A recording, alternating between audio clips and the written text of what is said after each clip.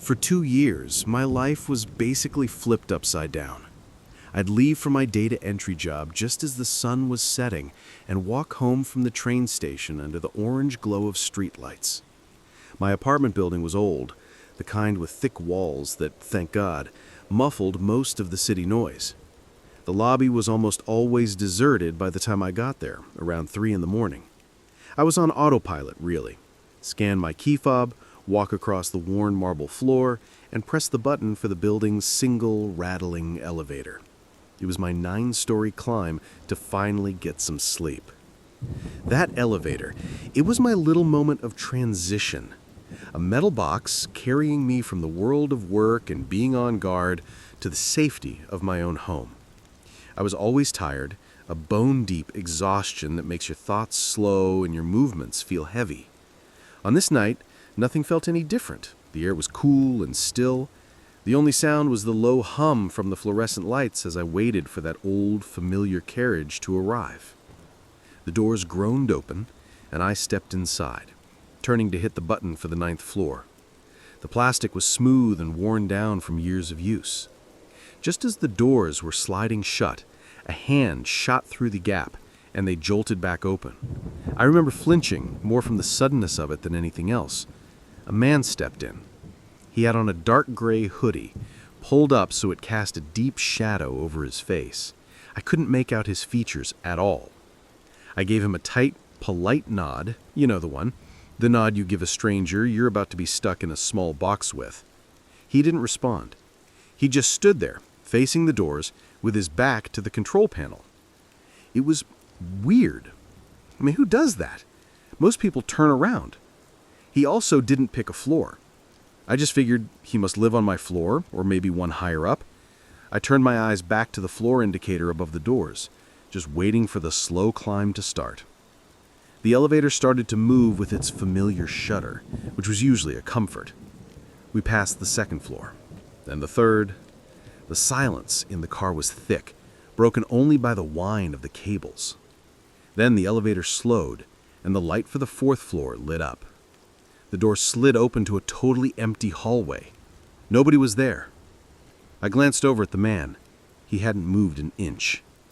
The doors closed, and we started going up again. That's when it started. I heard the soft scuff of a shoe on the rubber floor. I saw it out of the corner of my eye. He'd taken a single, deliberate step forward. He was closer now. My heart gave a little thump against my ribs. It's nothing, I told myself. The elevator just made a weird stop. Maybe he was just shifting his weight. Then it stopped again at the 5th floor.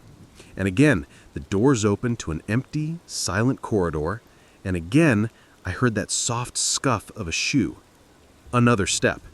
He was so close now that I could have reached back and touched him without even extending my arm. The air felt thin. My own breathing sounded way too loud in my ears. I kept my eyes locked on the glowing floor numbers, just praying for the 9 to appear. 6th floor.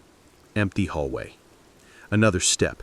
He was almost right behind me. I could feel the strange coldness coming from where he stood. My mind was just screaming, get out now. But I was frozen. Where was I supposed to go? 7th floor. Empty. A step. 8th floor. Empty. Another step. He was right there, directly behind me, so close I was sure I could feel his breath on my neck, even though I couldn't hear him breathing. The elevator chimed, and the light for the 9th floor finally lit up. The door slid open to my hallway, to my escape. I basically lunged out of there, my hand shaking as I dug in my pocket for my keys. My fingers felt clumsy and stupid. I couldn't get a grip. As I was fumbling at my apartment door, just 10 feet away, I felt that chilling coldness right behind me. A voice, low and raspy, whispered directly into my ear. It said, "I like watching you sleep." I didn't scream. I don't think I had any air in my lungs for it. The key finally found the lock. I threw the door open, stumbled inside, and slammed it shut, ramming the deadbolt home. My back was pressed hard against the wood, and I was trembling uncontrollably, just staring at the door, at the peephole, expecting to see a shadow fall over it. But there was nothing. Just silence. I never saw him again. I thought about calling the police, but what was I going to tell them? That a man stood too close to me in an elevator? That he whispered something terrifying? There was no proof, no real crime they could do anything about. He was a ghost, an encounter that completely rewired my brain. My sense of safety in that building, in my own home, was just gone. The next day, I put in my notice. I found a new place, a walk-up on the 3rd floor. It doesn't matter what time I get home now. It doesn't matter how tired I am or if my legs ache from a long shift. I work nights. And now, I take the stairs. I always take the stairs.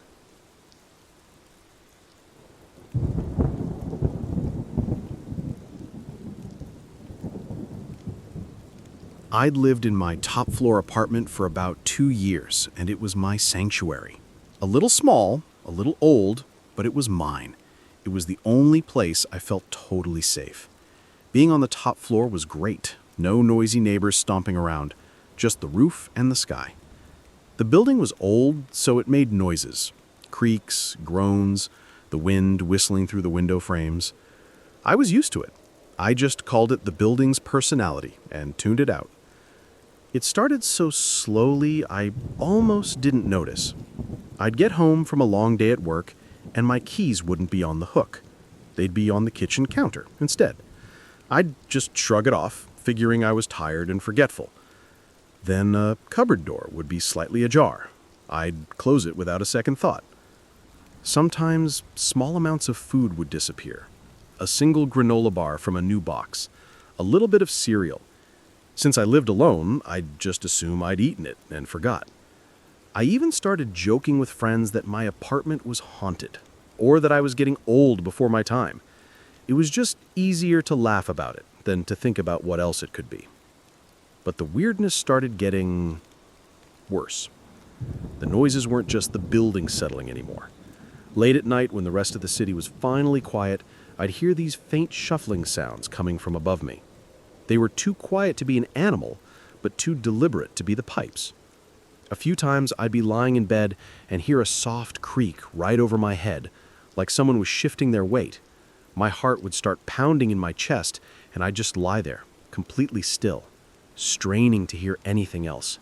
But then it would just be silent again, and the silence somehow felt heavier than the noise. I started needing the TV on to fall asleep, just for the background noise. Then came the feeling of being watched. It's a physical thing, you know? The hair on your arm stands up, and you get a chill even when the room is warm. I'd be sitting on my couch, and this intense pressure would build, like eyes were burning into the back of my neck. I'd whip my head around, but of course nothing was ever there, just my empty apartment. I became a nervous wreck. Every little sound made me jump. My friends started telling me I seemed stressed out, that I looked tired. They were right. I was exhausted, living with this constant hum of anxiety. It all came to a head one Saturday morning. I was in my bedroom when I looked up at the ventilation grate in my ceiling and saw a little bit of dust, like drywall dust, on my pillow right underneath it. That was definitely not normal. My heart started to pick up speed as I stood on my bed to get a closer look. I grabbed my phone, turned on the flashlight, and aimed it up at the vent. That's when I saw it. A glint. Something dark and metallic tucked way back in the vent was reflecting the light. It was a lens. I didn't scream. I couldn't. It felt like all the air had been punched out of my lungs. I scrambled off the bed, grabbed my keys and phone, and just bolted from the apartment. I called the police from my car, my hands shaking so badly I could barely dial the numbers. I tried to explain that I thought someone had put a camera in my ceiling vent. I'm not sure they really believed me at first, but they sent a car over. When the officers went inside, they saw it too. They had to cut a bigger hole in the ceiling to get everything out. And what they found was worse than anything I could have ever dreamed up. It wasn't just a camera. In the tiny crawl space above my bedroom, there was a makeshift bed. Just some dirty blankets, a pillow, empty food wrappers, and water bottles. Someone had been living up there for months. The camera was aimed through the vent directly at my bed. They had been watching me sleep. The police cleared the entire space, but whoever it was, they were gone. There was no sign of forced entry into my apartment, so the police assumed they got into the crawl space from the roof. They took everything for evidence, but there wasn't much to go on. No fingerprints, no DNA, nothing to identify the person. They were a ghost. It's been 6 months. I moved out of that apartment the next day, but that feeling has never really left me. I still have trouble sleeping. I'm always checking over my shoulder, and I can't shake the feeling that I'm being watched. The police never found him. They have no suspects, no leads. He's just out there. And that's the part that really haunts me. He's somewhere out there, and he knows everything about me. He watched my most private moments for months. How do you ever feel safe in your own home after something like that?